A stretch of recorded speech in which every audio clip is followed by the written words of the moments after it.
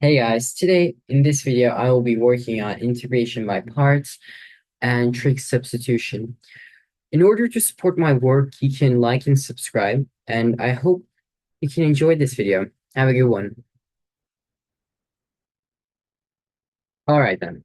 The first question is integrating t squared times cosine of t dt. For this question, we're unable to integrate just by doing our, I don't know, t cubed over 3 times. We cannot do that because we're multiplying two different functions.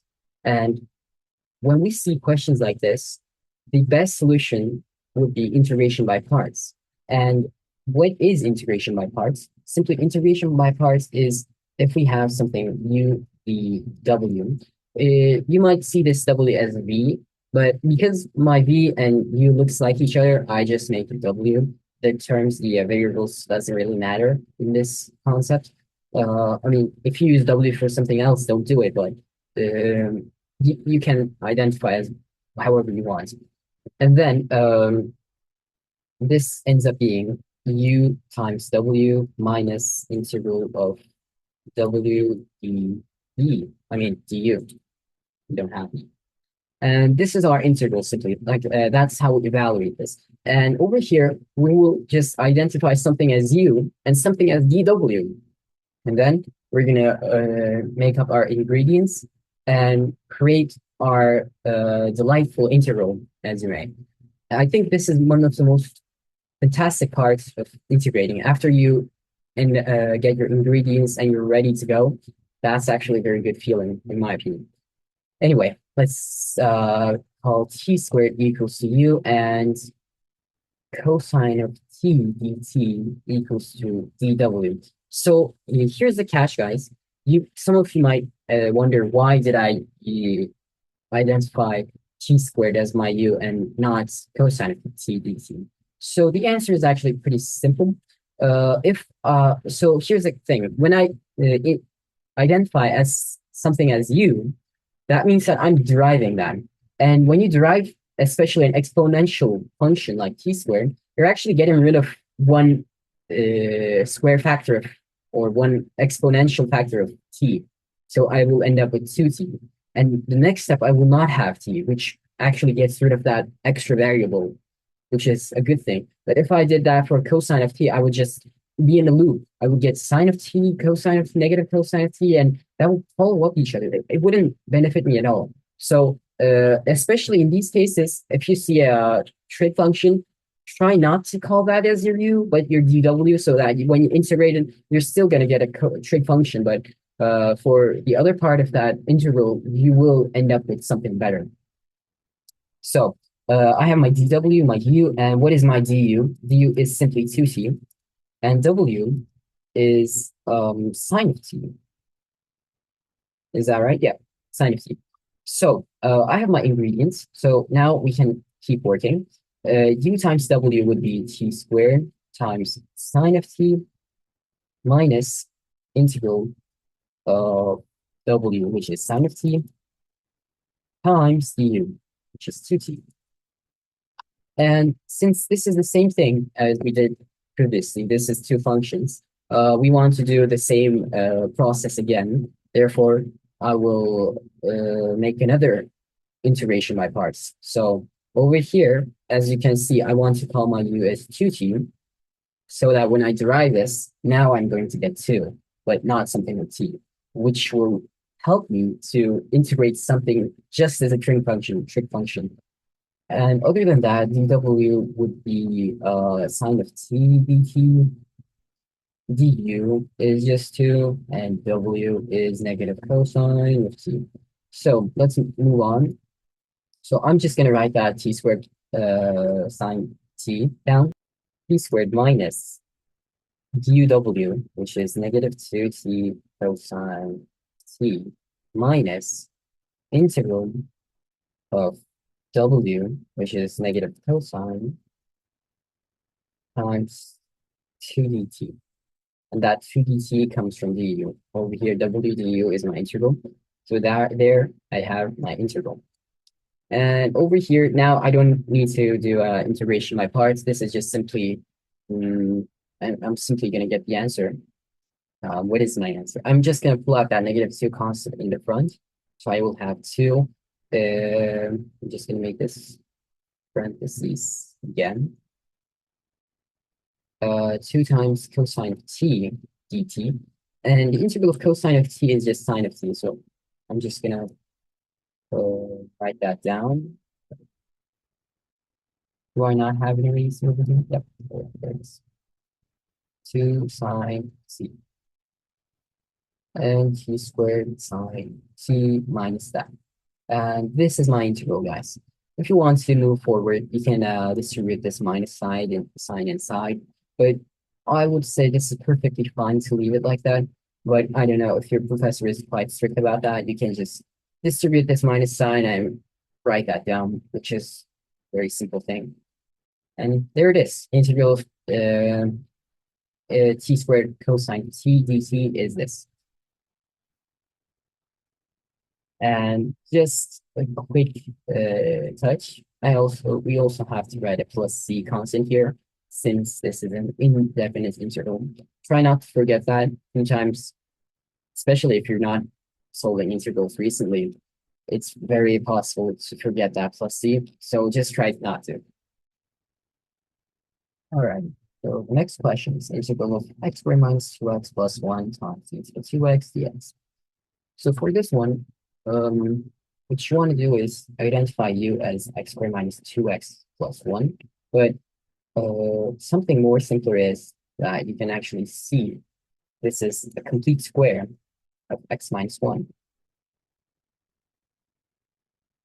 And therefore, since in the next step I will need to use du,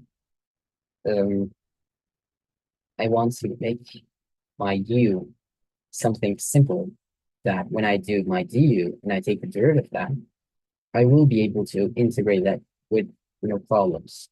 So over here, I'm going to call my u as x minus 1 squared. And du would be 2 times x minus 1, x1.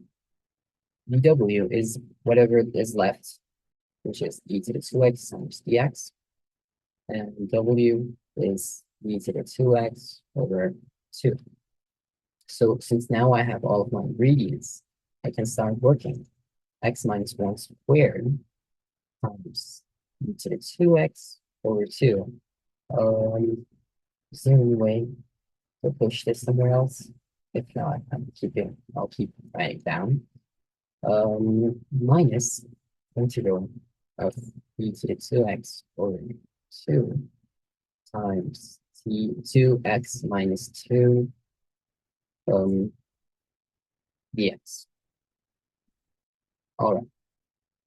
So now over here, I still am not able to integrate because of this 2x factor inside this parentheses, which gives me a lot a lot of problems. So I will keep going on and substituting, identifying my u as 2x minus 2, and my du would become 2 dx. And dw is e to the 2x over 2 dx. And w is just e to the 2x over 4. And now I can keep moving on from this integral. So my integral is that. u times w is 2x minus 2 times e to the 2x over 4 minus integral w, which is e to the 2x over 4 times du dx. And this ends up being e to the 2x over 4. Because this 2 cancels that 4 and makes it a 2. So e to the 2x over 2. And when you derive that, you get e to the 2x over 2 over 2, which is e to the 2x over 4. And after that, you can do e to the 2x over 4 times 2x minus 1, or like this. So when you multiply with that, you get this term, and when you multiply with 1, you get that. If we do this as a negative, or let's change the sign here. And you can just write that like that, minus. And the other term was x minus 1 squared times e to the 2x over 2 plus c. So we can actually go on because like this is, as I said, also acceptable. But I just want to make some adjustments over here. So I'm just going to say e to the 2x over 4 is 2x minus 3. Okay.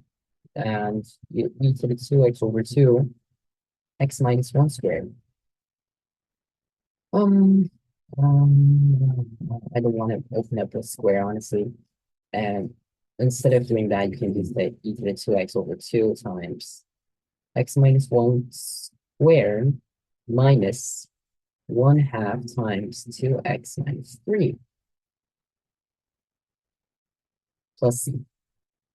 And this is your integral for x squared minus 2x plus 1 times e to the 2x. All right. So for this one, I have integral of sine cubed x times cosine cubed x dx. So it's a good thing to note that down that if we have odd powers, sine or cosine, what we have to do is sine, let's make this in terms of sine squared x times cosine cubed x times sine x. You're gonna see why I did that. So basically, I just, since sine cubed is sine x sine x multiplied 3 times, I just did that as squared and multiplied as sine x at the end of my expression. So now there is something else I can do, and that will be using our trig identities, which is 1 equals sine squared plus cosine squared. You can actually say cosine squared. Sine squared x equals to 1 minus cosine squared x. So I'm just going to use that so that I will be able to, when I call this sine, cosine as my u, and use a du, I will be able to get rid of that sine, and I will end up with only cosine. So that's actually best point of trig integration, because you're able to replace some functions with other functions in other ways. Like I can basically replace this sine squared as 1 minus cosine squared of x times cosine cubed x sine x, yes. And now I will say cosine x equals u, du equals to negative sine of x, yes. All right. So now I will be able to write this as 1 minus u squared, u cubed, and negative dx. Because negative sine x dx, I have sine x dx. So it's actually, I'm sorry, I was supposed to write that as a du, negative du. And this is multiplying, so it's not subtracting. So my integral is u cubed minus u to the 5th du, and that is u to the 4th over 4 plus u to the 6 over 6. And the sign is just coming from there. I just integrated and distributed that negative sign inside plus c. And since u was equal to cosine of x, you can just replace that with cosine of x to the 4th power.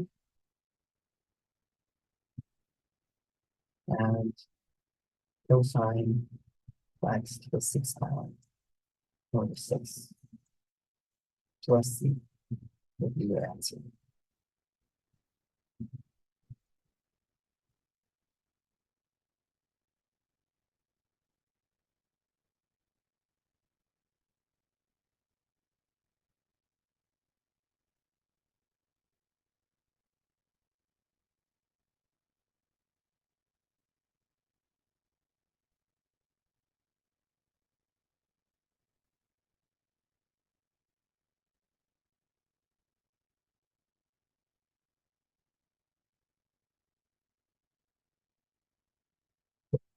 Also, it's a good thing to note that for this question, instead of doing the same thing, same process with sine, or in other words, cosine, we can actually do that for cosine as well. We can write this as sine cubed x times cosine squared x times cosine. And when you take your cosine out of this integration, you're going to end up with terms in terms of sine. And the answer would actually look pretty similar to this answer, but signs would differ. So when you anytime when you have odd powers of sine or cosine, this is a good method to evaluate this kind of integrals. So if you can master this one, and I will show two more questions after this, if you can master these integration techniques, you'll be able to integrate any sine and cosine function with using these steps. So this question is integral of 16 sine squared x cosine squared x. So for when, in the case of when you have a sine to the even power and cosine to the even power, there's nothing you can do but hope that your these trig identities would work, because this is your only way to solve it. I mean, for other calculus courses, there could be other methods of solving these questions, but especially in calculus 2 level, you will be only required to try to solve these intervals with this method, which is sine squared x equals to 1 minus cosine of 2 theta 2x. So your double angle formulas over 2. And cosine squared x equals to 1 plus cosine 2x over 2. So I'll just write all of those in terms of these, and I will end up with a nicer answer for this question. So 1 minus sine squared, I'm sorry, 1 minus cosine of 2x over 2 times 1 plus cosine 2x over 2 integral dx. And since this is a difference between two squares for the top part, you can just write that as 1 minus cosine squared of 2x over 2 over 4. And times 16 and dx. Over here, I just get rid of that, and I'm just going to write that as 4 times 1 minus cosine squared 2x dx. And I'll go one more step, because I know how to integrate 1 in terms of dx, but I don't know how to integrate this. So actually, we can also do, I don't know if it's the best idea, but I want to write this as sine squared, since 1 minus cosine squared of anything would be sine squared of that dx. And for sine squared, I want to write sine squared as 1 minus cosine of 4x over 2 dx. And now I know how to integrate everything inside this integral. So actually pull out this 1/2 over 2, 1/2 out of that integral, and you're going to get 1 minus cosine of 4x dx. And integrating that, you get 2 times x. Actually, let's do this, x. Over here, cosine of 4x is sine of 4x, so you get negative sine 4x over 4. And if you try to take the derivative of that, you're going to get negative cosine of 4x, which makes your answer correct. Plus, I think that should be correct. So you get 2x minus sine 4x over 2 plus c as your integration for even powers of sine and cosine multiplied together. And the last technique would be if you have an odd power of, actually we did that, so we'll see. You're asked to take the integral 0 to 2 pi radical 1 minus cosine x over 2 times dx. So first thing comes to my mind is this is actually sine squared of x over 2. So you're free to write that as that radical sine squared x over 2. And these squares could cancel out, and you can get 0 to 2 pi sine x over 2 as your integral. And evaluating this integral, you should get negative cosine x over 2 times 2. And if you're struggling to take integrals of this, I'd suggest practice, and you can also verify your accuracy by trying to derive your product, your output of this function. And we're asked to plug values from 0 to 2 pi. So let's just do that. Pi cosine would simply be -1. So I will get 2 minus. When I plug 0, I get 1 for a cosine and -2. So I get -2. And that is equal to 4. So that was it for today, guys. I hope you enjoyed and liked this video. If you want to support my work, you can subscribe and like. Have a good day.